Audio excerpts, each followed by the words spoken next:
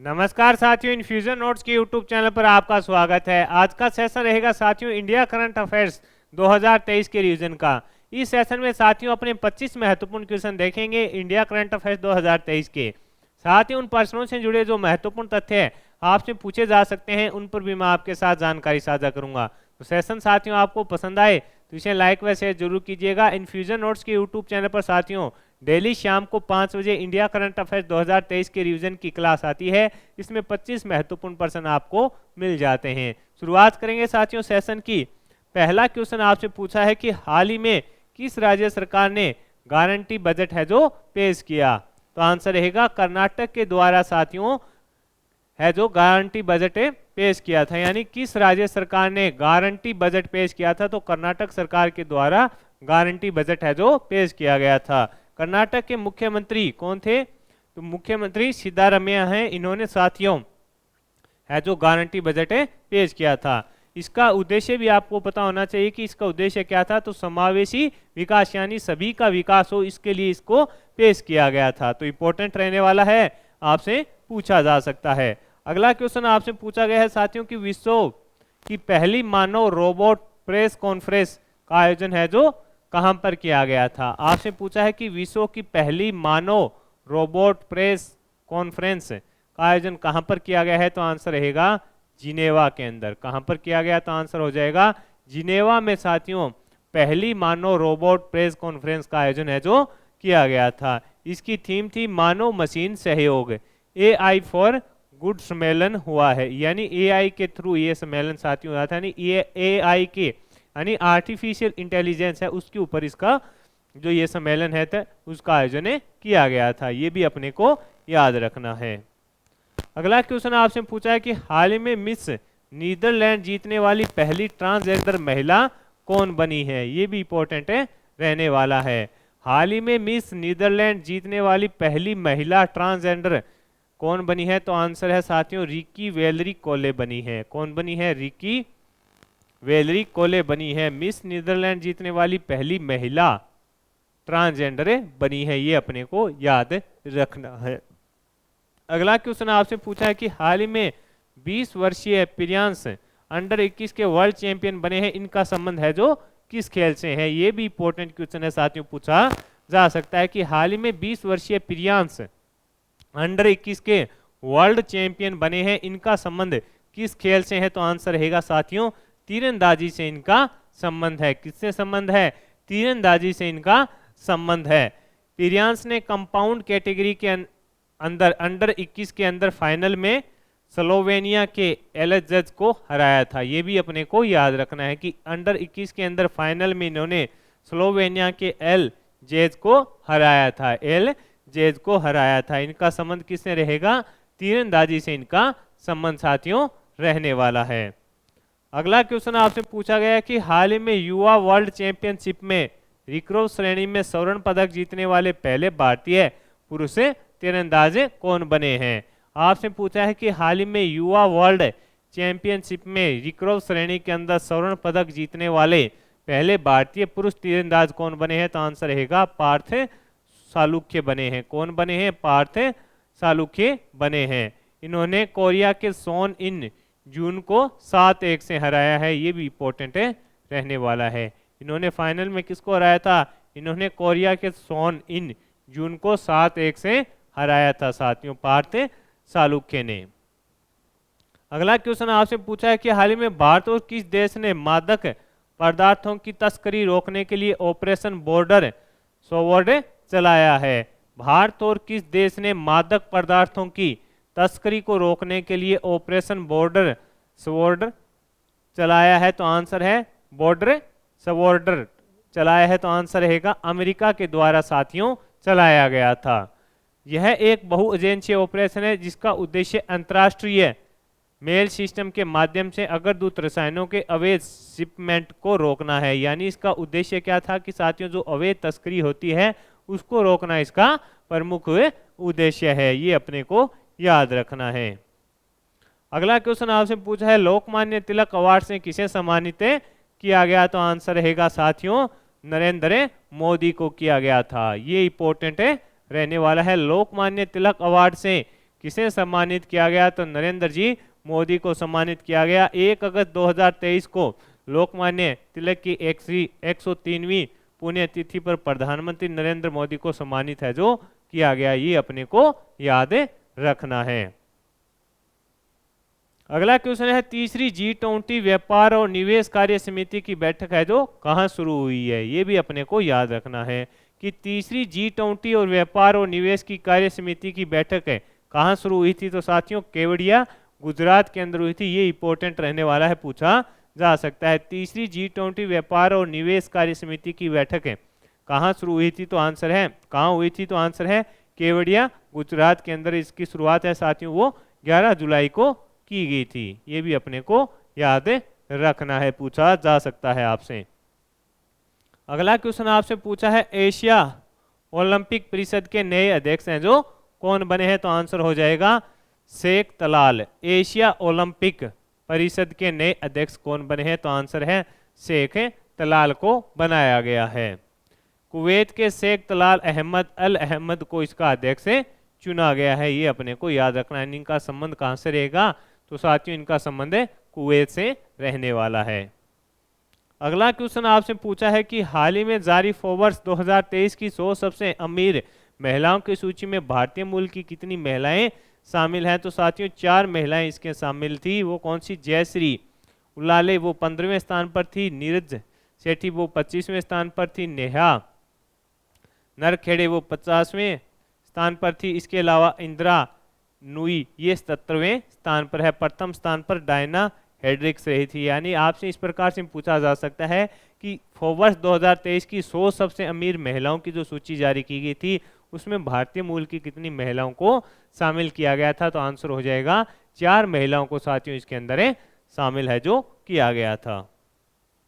अगला क्वेश्चन आपसे पूछा है कि फ्रांस में आयोजित बासितल दिवस परेड में भारत की कौन सी सेना ने भाग लिया? आपसे पूछा है कि फ्रांस में आयोजित बासितल दिवस परेड में भारत की कौन सी सेना ने भाग लिया था? तो तीनों भारतीय सेना ने साथियों इसके अंदर भाग है जो लिया था। इस पर साथियों भारत है जो एक अतिथि देश के रूप में था और अपने भारत की जो तीनों सेनाएं थी साथियों उन्होंने इसके अंदर भाग लिया था। इसके साथ साथियों राफेल ने भी इसके अंदर भाग है जो लिया था। ये भी अपने को याद रखना है। अगला क्वेश्चन आपसे पूछा है कि हाल ही में संयुक्त राष्ट्र आर्थिक और सामाजिक आयोग की रिपोर्ट के व्यापार सुविधा और कागज रहित व्यापार के अनुसार भारत दुनिया का शीर्ष राष्ट्र कौन सा बना है? अनुसार दुनिया का शीर्ष राष्ट्र कौन सा बना है? तो आंसर रहेगा भारत है जो साथियों शीर्ष राष्ट्र बना है। आपसे पूछा है कि हाल ही में संयुक्त राष्ट्र आर्थिक और सामाजिक आयोग की रिपोर्ट व्यापार सुविधा और कागज रहित व्यापार के अनुसार दुनिया का शीर्ष राष्ट्र कौन सा बना है? तो साथियों भारत है जो शीर्ष राष्ट्र बना है। इसमें व्यापार का जो लेन देन होता है उसको ऑनलाइन करने से है। यानी जो रिपोर्ट है वो किससे है कि जो भी व्यापार होता है उसका जो लेन देन है साथियों वो ऑनलाइन होता है।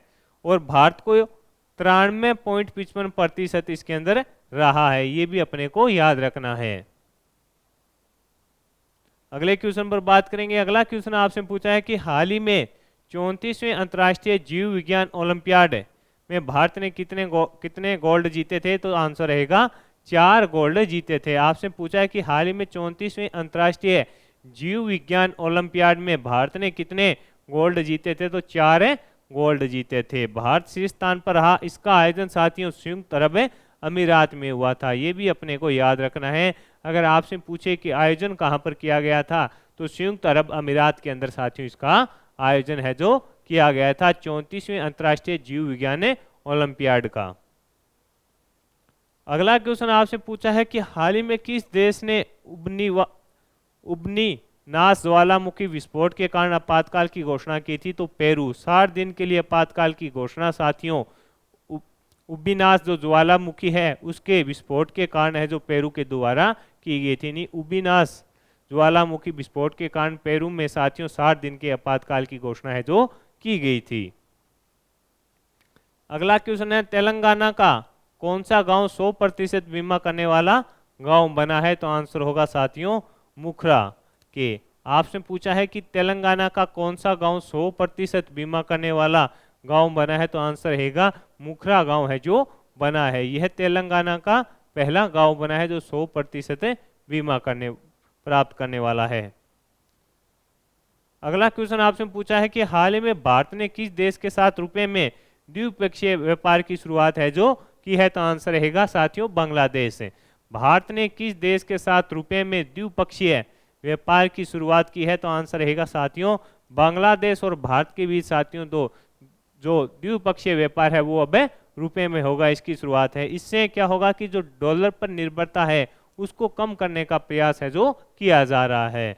टका रुपया दोहरी मुद्रा कार्ड के सितंबर में शुरू होने की उम्मीद है, यानी जो टका और रुपया दोहरी मुद्रा कार्ड है उसको सितंबर के अंदर शुरू कर दिया जाएगा। और उसके बाद साथियों जो अपना कर दिया गया था, इसके बाद जो साथियों जो अपना व्यापार है बांग्लादेश के साथ वो रुपए में होगा, ये अपने को थोड़ा याद रखना है। अगला क्वेश्चन आपसे पूछा है कि हाल ही में गोल्डमैन रिसर्च के दावों के अनुसार भारत किस वर्ष तक दुनिया की दूसरी बड़ी अर्थव्यवस्था बन जाएगा? तो आंसर है साथियों 2075 तक। ये इंपॉर्टेंट रहने वाला है। आपसे पूछा है कि गोल्डमैन रिसर्च के दावों के अनुसार भारत है जो किस वर्ष तक दुनिया की दूसरी बड़ी अर्थव्यवस्था बन जाएगा? तो 2075 तक साथियों भारत है जो दुनिया की दूसरी सबसे बड़ी अर्थव्यवस्था बन जाएगा इस रिपोर्ट के आधार पर। अगला क्वेश्चन है कि हाल ही में एसबीआई कार्ड के एमडी और सीईओ किसे नियुक्त किया गया था? तो अभिजीत चक्रवर्ती को। हाल ही में एसबीआई कार्ड के एमडी और सीईओ किसे नियुक्त किया गया था? आंसर रहेगा अभिजीत चक्रवर्ती को नियुक्त किया गया था। इनका जो कार्यकाल है वो कितना 2 वर्ष का रहने वाला है। इनका जो कार्यकाल है वो कितना वर्ष का 2 वर्ष का रहने वाला है। अगला क्वेश्चन आपसे पूछा है कि हाल ही में भारतीय रक्षा मंत्री राजनाथ सिंह ने किस देश में हेल के क्षेत्रीय कार्यालय का उद्घाटन किया है? तो आंसर रहेगा मलेशिया में।